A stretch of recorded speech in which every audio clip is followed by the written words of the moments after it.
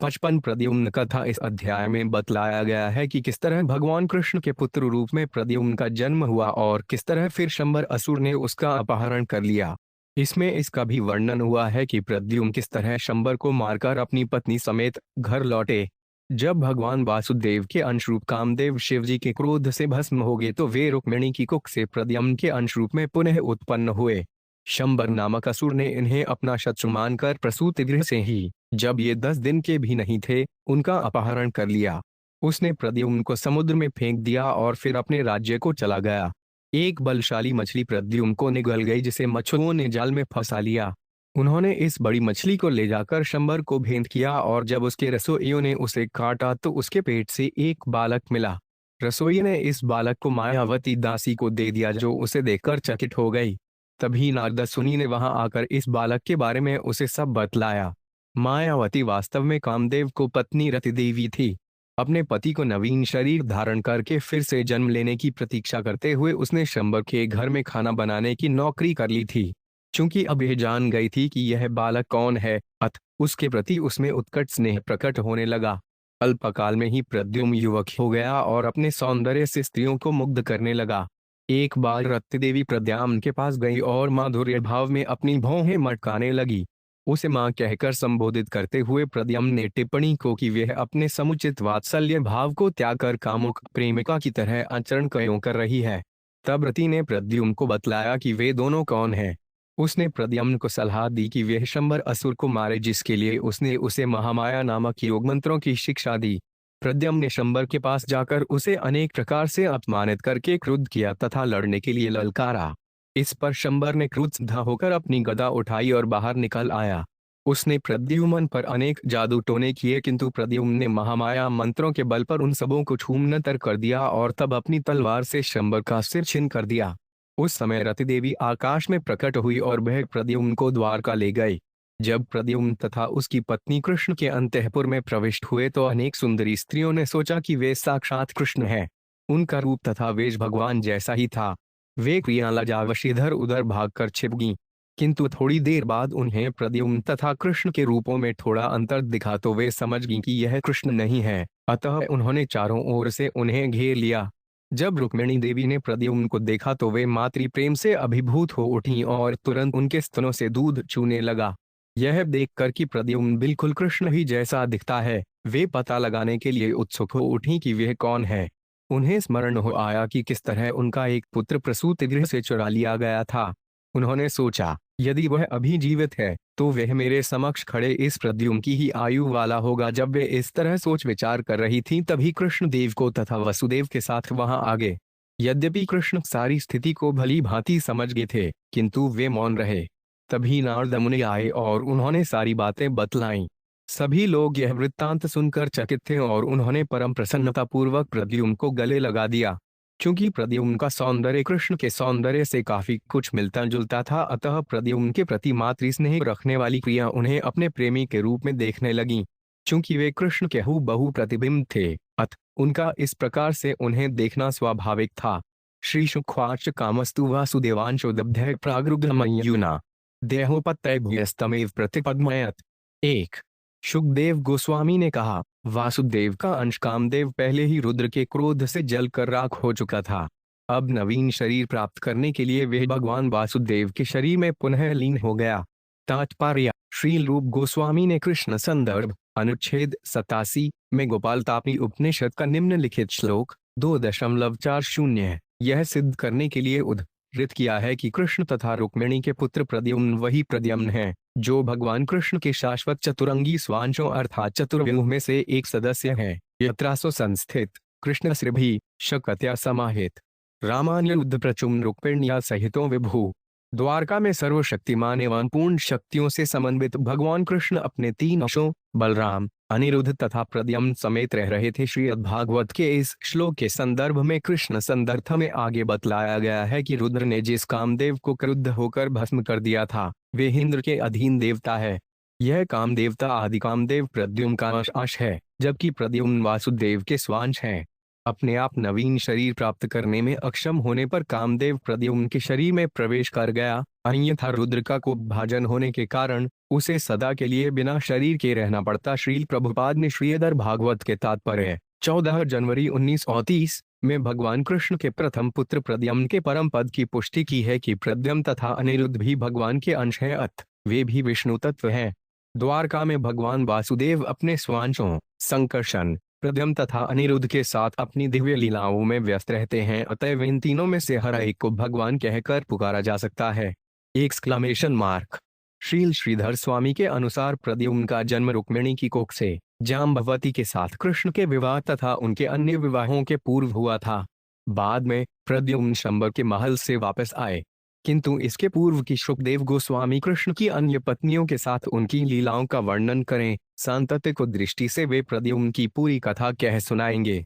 श्रील श्रीधर स्वामी यह भी लिखते हैं कि कामदेव जो कि अब प्रद्युम्न के भीतर प्रकट हो रहा था, वासुदेव का अंश है, क्योंकि वे चित्त से प्रकट होने वाला तत्व है जिसके अधिष्ठाता वासुदेव हैं। यह कामदेव भौतिक उत्पत्ति का कारण भी है, जैसा कि भगवान ने भगवद गीता 10.28 में कहा है, प्रजनक्षास्प कंदर्प, प्रजन को मैं कंदर्प काम हूँ। स इव जातो वैदर्भ्या कृष्णवीर स्मुद्वे प्रद्युम्न इति विख्यात सर्वतोडन्वम पितु। 2 उसका जन्म वैदर्भी की कुख से भगवान कृष्ण के वीर्य से हुआ और उसका नाम प्रद्युम्न पड़ा। वह अपने पिता से किसी भी तरह कम नहीं था। तशंबर कामरूपी हत्वा तुक्मनिर्दशम सविदित्वात्मन शन प्रास्युदन्वतिगा दगृहम। 3 इच्छानुसार कोई भी रूप धारण कर लेने वाला शंबर असुर उस शिशु को, जो अभी 10 दिन का भी नहीं हुआ था, उठा ले गया। प्रद्युम्न को अपना शत्रु समझकर शंबर ने उसे समुद्र में फेंक दिया और फिर अपने घर लौट आया। तात्पर्य। श्रील विश्वनाथ चक्रवर्ती इंगित करते हैं कि कृष्ण पुराण के अनुसार प्रद्युम्न का अपहरण जन्म लेने के 6ठे दिन बाद हुआ। तनिर्जगार बलवान मीन है सो 5 प्याप्रय से वृतोजालेन मेहता गृहीतो मत्स्य जीव भी। 4 प्रद्युम्न को एक बलशाली मछली निगल गई और यह मछली अन्य मछलियों के साथ मछुआरों द्वारा एक बड़े से जाल में फंसाकर पकड़ी गई।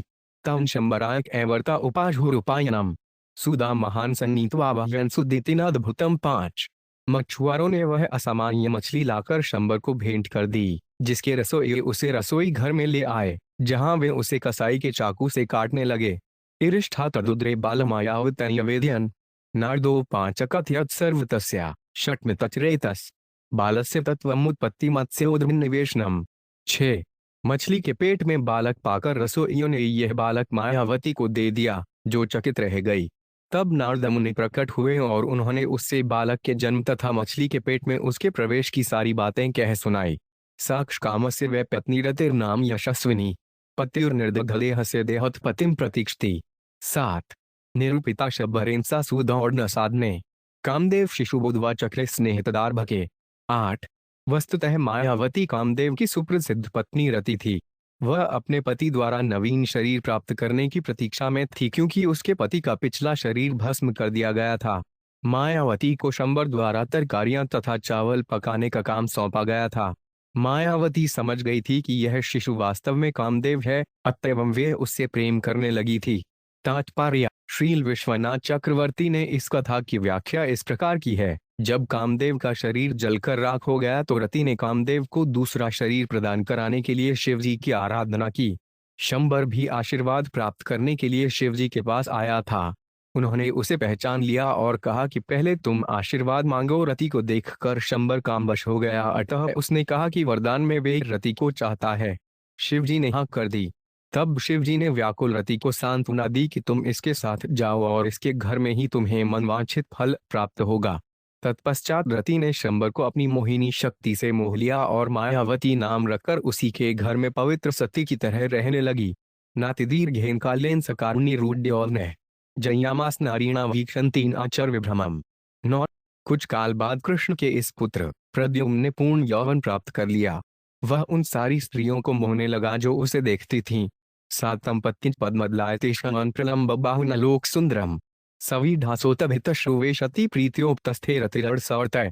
10 हे राजन, सल्लजहास तथा भौहें ने मायावती जब प्रेम पूर्वक अपने पति के पास पहुंची तो उसने दाम्पत्य आकर्षण के विविध संकेत प्रकट किए। उसके पति की आंखें कमल की पंखड़ियों की तरह फैली हुई थीं, उसकी भुजाएं काफी लंबी थीं और मनुष्यों में वह सर्वाधिक मनोहर था। तात्पर्य: मायावती प्रद्युम्न के प्रति अपना दाम्पत्य आकर्षण असली पहचान प्रकट होने के काफी पहले से प्रकट कर रही थी। स्वाभाविक है कि इससे प्रारंभ में कुछ भ्रम उत्पन्न हुआ, जैसा कि अगले श्लोक में वर्णन हुआ है। तामह भगवान कारुण्यमातस्ते मतिरण्य था, मातृभावम तिक्रम्य वक्त से कामिनी यथा। 11। भगवान प्रद्युम्न ने उससे कहा, हे माता, तुम्हारे मनोभाव बदल गए हैं। तुम मातोचित भावों का अतिक्रमण कर रही हो और एक प्रेयसी की भांति आचरण कर रही हो। रतिरुवाच भवात नारायण सुत शंबरेन तो गृहात अहंति दिक्कृता पलिरति काम भवान प्रभो। 12। रति ने कहा, आप भगवान नारायण के पुत्र हैं और शंबर द्वारा अपने माता पिता के घर से हर लिए गए थे। हे प्रभु, मैं आपकी वैद्य पत्नी रति हूँ, क्योंकि आप कामदेव हैं। एक निर्दशन सिंधा वक्ष पछंबरोड सुर मत्स्य 5 ग्रसित दुग्धरादित प्राप्तो भवान प्रभो। 13। उस शंबर असुर ने, जबकि आप अभी 10 दिन के भी नहीं थे, आपको समुद्र में फेंक दिया और एक मछली आपको निगल गई। तत्पश्चात, हे प्रभु, हमने इसी स्थान पर आपको मछली के पेट से प्राप्त किया। तमिमंजहि दुर्धर्ष दुर्जय शत्रुमात्मन मायाष्टविद्वंतं च मायाभिमोहनादिभिः। 14। आप अपने इस अत्यंत दुर्धर्ष तथा भयानक शत्रु का वध कर दें। यद्यपि यह सैकड़ों प्रकार के जादू जानता है, किंतु आप उसे जादू तथा अन्य विधियों से मोहित करके हरा सकते हैं। परिशोचतीते माता कुरीव गत प्रजा पुत्र स्नेहाकुल्लादीना विवत्सा गौरीवातुरा। 15। अपना पुत्र खो जाने से बेचारी तुम्हारी माता तुम्हारे लिए कुरी पक्षी की भांति विलख है। वह अपने पुत्र के प्रेम से उसी तरह अभिभूत है, जिस तरह अपने बछड़े से विलग हुई गाय। प्रभाषायवन विद्या प्रद्मनाय महात्मने मायावती महामाया सर्वगाया विनाशिनी मुँह। 16। शुक देव गोस्वामी ने आगे बताया, इस प्रकार कहते हुए मायावती ने महात्मा प्रद्युम्न को महामाया नामक योग विद्या प्रदान की, जो अन्य समस्त मोहिनी शक्तियों को विनष्ट कर देती है। सचर शंबर्म भेत संयुगाय समाहयत अविशहतोस्तमाक्षेप क्षिपन सप्लयन कलिम। 17। प्रद्युम्न शंबर के पास गया और विवाद बढ़ाने के लिए उसे असहाय अपमानजनक बातें कहकर युद्ध करने के लिए ललकारा। षोडशथिक्षिप्तु दुर्वात्रो भी पदाह तिवोरग निश्चक्राम गदापाणिर्मशाता प्रलोचन। 98। इन कटु वचनों से अपमानित होकर शंबर पांव से कुचले गए सर्प की भांति विशुद्ध हो उठा। वह हाथ में गदा लेकर बाहर निकल आया। उसकी आंखें क्रोध से लाल थीं। गदामा विद्य तरसा प्रद्युम्नाय महात्म्य प्रचिप्य व्यंदनाधौन वज्निष्पेशनिष्ठरम। 19। शंबर ने तेजी से अपनी गद्दा घुमाई और इसे चतुर प्रद्युम्न पर फेंक दिया, जिससे बिजली कड़कने जैसी तीव्र आवाज उत्पन्न हुई। तामाप्तंती भगवान प्रद्युम्न तो गद्या गदाम अपास्य शत्रुवे खुद्ध प्रहणोत्स्वदानूप। 20। जैसे ही शंबर की गद्दा उड़ती हुई भगवान प्रद्युम्न की ओर आई, उन्होंने अपनी गदा से उसे दूर छिटका दिया। तब हे राजन, प्रद्युम्न ने क्रुद्ध होकर शत्रु पर अपनी गदा फेंकी। सच माया समाश्रित्य दैत्ययी मया दर्शितम मुमुचे उस्मराम्यहं वर्ष काष्णो विहाय सोडसुर। 21। मय दानव द्वारा सिखलाए गए दैत्यों के काले जादू का प्रयोग करते हुए शंबर सहसा आकाश में प्रकट हुआ और उसने कृष्ण के पुत्र पर हथियारों की झड़ी लगा दी। बाध्यमानो 5 त्रिवर्षण रौक्मिणेय महारथ है सत्वात्मिका महाविद्या सवभायोपमर्दिनीम। 22। हथियारों की इस झड़ी से तंग आकर महाबलशाली योद्धा रौक्मिणेय ने महामाया नामक योग विद्या का प्रयोग किया, जो सत्वगुण से उत्पन्न थी और अन्य समस्त योग शक्तियों को परास्त करने वाली थी। ततो गौहा गांधर्व पैशाचोर गराक्षसी प्रायुषोदाठ्य कारुण्यविद्यमयत्स्ता। 23। तब उस असुर ने गुहाकों, गंधर्वों, पिशाचों, उर्गों तथा राक्षसों से संबंधित सैकड़ों मायावी हथियार छोड़े, किंतु भगवान कारुण्य अर्थात प्रद्युम्न ने उन सबों को विनष्ट कर दिया। निशात्मस्य मुदम्य सकिरीटं सकुंडलम शबंबरस्य शिरः काया तग्रशेम 5 वोजसारथ। 24। अपनी तेज धार वाली तलवार खींचकर प्रद्युम्न ने बड़े ही वेग से शंबर के सिर को लाल मूंछों, मुकुट तथा कुंडलों समेत काट कर अलग कर दिया। आकीरे मानो दिविजय स्तरवाधिह कुसुमोत्करे भार्यांबर चारिण्या पुरानीत विहायसा। 25। जब उच्च लोकों के वासी प्रद्युम्न पर फूलों की वर्षा करके उनकी प्रशंसा के गीत गा रहे थे, तो उनकी पत्नी आकाश में प्रकट हुई और उन्हें आकाश के मार्ग से होते हुए द्वारकापुरी वापस ले गईं। अंतःपुरवरन राजा जलनाशतसडलूलम विवेश पत्या गगनाद विद्यते बलाक्य। 26। हे राजन, जब प्रद्युम्न अपनी पत्नी समेत कृष्ण के सर्वोत्कृष्ट महल के भीतरी कक्षों में आकाश से उतरे, जो सुंदर स्त्रियों से भरे थे, तो वे बिजली से युक्त बादल जैसे प्रतीत हो रहे थे। तहृष्ठा जलदश्याम पीत कौशेयवासम प्रलंब बाहुताप्राक्ष सुस्मितां रुचिरानम 27 स्वलड्डूतमुखान भोज नीलवकाल काली भी कृष्णन मतवस्न्रियोढीता नीलयुस्तत्र तत्र 28 जब उस महल की स्त्रियों ने उनके वर्षा के बादल जैसे सांवले रंग, उनके पीले रेशमी वस्त्रों, उनकी लंबी भुजाओं, मनोहर हंसी से युक्त उनके आकर्षक कमल मुख, उनके सुंदर आभूषण तथा उनके घुंघराले श्यामल बालों को देखा तो उन्होंने सोचा कि वे कृष्ण हैं। इस तरह सारी स्त्रियां सकुचाकर इधर उधर छिप गई। अवधार्य शनैरी शद्वैलक्षणेन योषितः उपजगमु प्रमुदिता सस्मिरत्सु विस्मिता 29 धीरे धीरे उनके तथा कृष्ण के वेश में कुछ कुछ अंतरों से स्त्रियों को लगा कि वे भगवान कृष्ण नहीं हैं। वे अत्यंत प्रफुल्लित एवं चकित होकर प्रद्युम्न तथा उनकी प्रेयसी स्त्री रथ के पास आईं। अथ तत्रसिता पाड़ी वैदर्भी वल्गु भाषणी अस्मरत स्वसुता नष्ट स्नेहस्नुत्पयोद्रा 30 प्रद्युम्न को देखकर मधुर वाणी एवं श्याम नेत्रों वाली रुक्मिणी ने अपने खोए हुए पुत्र का स्मरण किया तो स्नेह से उनके स्तन भीग गए। कुन्मय नरवैदूर कस्य वा कमलेक्षण धुरितः कया वा जटे के लब्धात्वनेन वा 31 श्रीमती रुक्मिणी देवी ने कहा, पुरुषों में रथ यह कमल नेत्रों वाला कौन है? यह किस पुरुष का पुत्र है और किस स्त्री ने इसे अपने गर्भ में धारण किया? और यह स्त्री कौन है जिसे उसने अपनी पतली बनाया है? मम चाप्यात्मजो नष्टो नीतो यह सूतिका गृहात एततुल्य व्यरूपो यदि जीवती कुत्रचित् 32 यदि मेरा खोया हुआ पुत्र जो प्रसूति से हर लिया गया था अब भी कहीं जिंदा होता तो वे इसी नवयुवक की ही आयु तथा रूप का होता। कर्थ त्वनेन संप्राप्ता अंशार्डधंचन आकृत्या व्यवैर्गत्या स्वरहा सावलोकनय 33 किंतु यह कैसे है कि यह नवयुवक अपने शारीरिक रूप तथा अपने अंगों, अपनी चाल तथा अपने स्वर और अपनी हंसी युक्त दृष्टि में मेरे स्वामी शारदर कृष्ण से इतनी समानता रखता है? स्वयं व भवेनु में गर्भधुत 5 भक्य अमरीयुष्मेन प्रीतिर्धिका वामह स्फूर्ति में भुज 34 हाँ, यह वही बालक हो सकता है जिसे मैंने अपने गर्भ में धारण किया था, क्योंकि इसके प्रति मुझे अतीव स्नेह का अनुभव हो रहा है और मेरी बाईं भुजा भी फड़क रही है। एवं मीमान समनाय वैदर्भ्य देव की सुतः देवक्यान कदुम दुभ्यामुत्तम श्लोक आगमत 35 जब रानी रुक्मिणी इस तरह सोच विचार में पड़ी थी तब देव के पुत्र कृष्ण वसुदेव तथा देवकी सहित घटना स्थल पर आ गए।